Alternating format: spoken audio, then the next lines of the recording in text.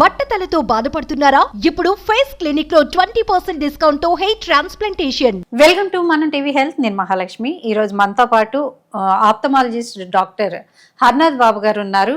Sir నమస్తే అండి. నమస్తే అండి. చాలా మంది గ్లకోమా అంటూ ఉంటారు. అసలు గ్లకోమా అంటే ఏంటి సార్? గ్లకోమా అంటే chronic irreversible damage to the optic nerve, chronic optic neuropathy associated with optic disc changes with visual field changes అండి. అంటే మనం బాడీలో హైపర్ టెన్షన్ అని వినే ఉంటారు. అవును సార్. బీపీ అంటాం మనం. అలానే కంట్లో కూడా ప్రెషర్ ఉంటుందండి, దాన్ని ఇంట్రాకులర్ ప్రెషర్ అంటాము. ఎప్పుడైతే ఇంట్రాకులర్ ప్రెషర్ మోతాదు మించి పెరిగింది అనుకోండి, దాన్ని హై ఇంట్రాకులర్ ప్రెషర్ అంటాము. దాంతోపాటు కంటి నరాలు కూడా మార్పులు వస్తూ ఉంటాయండి. కంటి నరాల మార్పులతో పాటు మనం చూసే దృష్టిలో అక్కడక్కడ కొంచెం డిప్రెసివ్ ఫీల్డ్స్ వచ్చే ఛాన్స్ ఉంటుంది. అంటే విజువల్ ఫీల్డ్లో చేంజ్ అయ్యే ఛాన్స్ ఉంటుంది. దాన్ని గ్లకోమా అంటామండి. సో ఈ గ్లకోమా తోటి కంటి నరాలు దెబ్బతిని పర్మనెంట్గా చూపు కోల్పోయే ప్రమాదం ఉంటుందండి. అంటే గ్లకోమా వచ్చిందని ఎట్లా మనం తెలుసుకోవచ్చు అంటారు? మంచి క్వశ్చన్ అడిగారండి మీరు. గ్లకోమాలో 2 రకాల గ్లకోమాస్ ఉన్నాయండి. ఒకటి పెయిన్ఫుల్ గ్లకోమా అంటారు, ఇంకోటి పెయిన్లెస్ గ్లకోమా ఉంటుంది. పెయిన్ఫుల్ గ్లకోమా అనుకోండి, మీకు పెయిన్ వస్తుంది, డాక్టర్ గారి దగ్గరికి నొప్పి ఉందని చెప్పేసి మీరు దగ్గరికి వెళ్ళి టెస్ట్ చేయించుకునే ఛాన్స్ ఉంటుంది. ఈ పెయిన్లెస్ గ్లకోమా అంటారు చూసారా, దీన్ని సైలెంట్ థీఫ్ ఆఫ్ సైట్ అంటారండి. ఓకే. ఇది మనకు వచ్చింది కూడా తెలియదండి, ఇన్సిడెంటల్ ఫైండింగ్. అంటే మీరు డాక్టర్ గారి దగ్గరికి వెళ్ళారు, ఏదో జనరల్ చెకప్ కోసం వెళ్ళారు. జనరల్ చెకప్ కోసం వెళ్ళినప్పుడు డాక్టర్ గారు మీకు కంటి కాంప్రహెన్సివ్ ఐ కేర్ చెకప్ చేస్తారు. చూసేసి అమ్మ మీ కంటి నరాలు కొంచెం తేడాగా ఉంది, మీ కంట్లో ప్రెషర్ కూడా ఉంది అని చెప్పేసి, అది ఇన్సిడెంటల్ ఫైండింగే. సో దీన్ని మనం గుర్తించడం చాలా కష్టం అండి. సో దీని proper I care checkup like 40 years దాటగానే కొంతమందికి ఇదే గ్లకోమా దెబ్బ వల్ల ఏదన్నా ఇంజురీ కావటం వల్ల కూడా వచ్చే ఛాన్స్ ఉంటుంది. అంటే ఎన్ని రకాలు ఉంటాయి సార్ గ్లకోమాలో? 2 రకాలండి, painful glaucoma, painless glaucoma. Painless glaucoma 2 రకాలు. ఇప్పుడు గ్లకోమా అని తెలిసిన తర్వాత ఎలాంటి చేస్తారు? ట్రీట్మెంట్ ఎట్లా ఉంటుంది సార్? ప్రాపర్ ఇవాల్యుయేషన్ ఇంపార్టెంట్ అండి.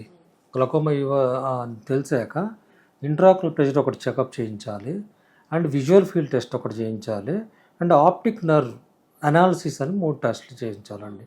ఈ 3 టెస్టులతోటి మనం గ్లకోమా అనేది కన్ఫర్మ్ చేస్తాం. ఓకే. చేశాక దాని ప్రకారం మెడికేషన్ వాడతామండి.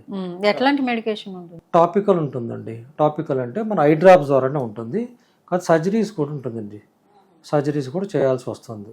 అన్కంట్రోల్డ్ గ్లకోమా అయితే ప్రెషర్ ఎక్కువ పెరగటం వల్ల కానివ్వండి, మనం ఏ మెడికేషన్ ఇచ్చినా కూడా సరిగ్గా తగ్గట్లేదు అనుకోండి, కంట్రోల్ కాకుంటే అప్పుడు సర్జికల్ ట్రీట్మెంట్ అందుబాటులోకి తీసుకోవాల్సి వస్తుందండి. అంటే కొన్ని జాబ్స్ ఉంటాయి సార్, ఎక్కువగా సిస్టమ్ చూడడం, ఇట్లాంటి వాళ్ళకి కూడా గ్లకోమా వచ్చే ఛాన్స్ ఎవరికైనా రావచ్చు అండి. అందుకోసం పీరియాడిక్ ఐ చెకప్ అండి. 40 years దాటాక అందరూ గ్లకోమా ఇవాల్యుయేషన్ చేయించుకోవాలి. అంటే 40 years ముందు రాదంటారు? వచ్చే ఛాన్స్ పిల్లలకు కూడా వచ్చే ఛాన్స్ ఉంటుంది. పిల్లలకు కూడా కంజెనిటల్ గ్లకోమా కూడా వచ్చే ఛాన్స్ ఉంటుంది. వాళ్ళకి ఎందుకు వచ్చే ఛాన్సెస్ ఉంటాయి సార్ పిల్లలకి? రకరకాల కారణాలు ఉంటాయి మేడం. సార్ ఇప్పుడు గ్లకోమాతో పర్మనెంట్ గా చూపు కోల్పోతారని చెప్పేసి మీరు అన్నారు. మరి ఆ చూపు కోల్పోకుండా ఎలాంటి జాగ్రత్తలు తీసుకోవాలి? ట్రీట్మెంట్ మన దాంట్లో ఉందంటారు? ఉందండి. గ్లకోమా ఇంతకుముందు చెప్పాను కదండి, ఇర్రివర్సిబుల్ డ్యామేజ్ అని చెప్పాను. అంటే ఒక్కసారి వచ్చిందంటే అది లైఫ్ లాంగ్ మనతో పాటు ప్రయాణిస్తుంది. ఓకే. దానికి ఇంకా మధ్యలో హాల్ట్ అనేది ఉండదండి. సో మన లైఫ్ లాంగ్ మనతో పాటు ప్రయాణించినప్పుడు మనం లైఫ్ లాంగ్ మెడికేషన్ తీసుకోవాలి, లైఫ్ లాంగ్ డాక్టర్ గారి ఫాలోఅప్లో ఉండాలండి. పీరియాడిక్ చెకప్ చేయించుకోవాలి, 6 monthsకి ఒకసారి, 1 yearకి ఒకసారి. మన విజువల్ ఫీల్డ్ అనాలిసిస్ చేయించుకోవాలి. ఆ మన డాక్టర్ గారు ఇచ్చిన మందులు మంచిగా పనిచేస్తున్నాయా లేవా, లేదా మార్చాల్సి వస్తుందా అని చెప్పేసి చేయించుకుంటే క్రమేపీ కంట్రోల్లో ఉండే ఛాన్స్ ఉంటుందండి. లైఫ్ లాంగ్ మెడిసిన్ అన్నారు కదా సార్, ఎట్లాంటి మెడిసిన్ అంటే? ఐ డ్రాప్స్ అండి. ఓన్లీ ఐ డ్రాప్స్ అండి. వేరే అంటే నోట్లోకి తీసుకున్నవి అప్పుడు మరీ ఎక్కువ ఉన్నప్పుడు కొంచెం ఒక 3 to 4 days కానీ 1 week కానీ టాబ్లెట్స్ ఇచ్చే అవకాశం ఉంటుందండి. అంతేగాని మిగతా టైంలో మాత్రానికి ఐ డ్రాప్స్. ఎక్కువ ఐ సమస్యలు అంటే ఐ డ్రాప్స్ సొల్యూషన్ ఉంటుందండి. అది డిజీజ్ని బట్టి ఉంటుందండి. ఏ డిసీజ్కైనా. సార్ అంటే ఇప్పుడు షుగర్ బీపీలు ఉన్న వాళ్ళు మెడిసిన్ని కంటిన్యూగా వాడుతూ ఉంటారు. అట్లాంటి వాడినప్పుడు కళ్ళపై ఎలాంటి ఎఫెక్ట్ ఉంటుంది? గ్లకోమా కూడా వచ్చే ఛాన్సెస్ ఉంటుంది? మంచి క్వశ్చన్ అడిగారండి మీరు. గ్లకోమా అనేది ఇంతకుముందు చెప్పినట్టుగా ప్రతి ఒక్కళ్ళు 40 ఇయర్స్ తర్వాత ఎవాల్యుయేషన్ చేయించుకోవాలని చెప్పాను. దాంతోపాటు మన ఫ్యామిలీ హిస్టరీలో కనుక గ్లకోమా ఉంటే పిల్లలకు వచ్చే ఛాన్స్ ఉంటుందండి, ఓకే, వంశపారపర్యంగా. అలానే డయాబెటిక్ ఉన్న వాళ్ళకి వచ్చే ఛాన్స్ ఉంటుందండి. అండ్ కొంతమంది క్రానిక్ ఐ డిజీజ్ కోసము మెడికేషన్ వాడుతూ ఉంటారు.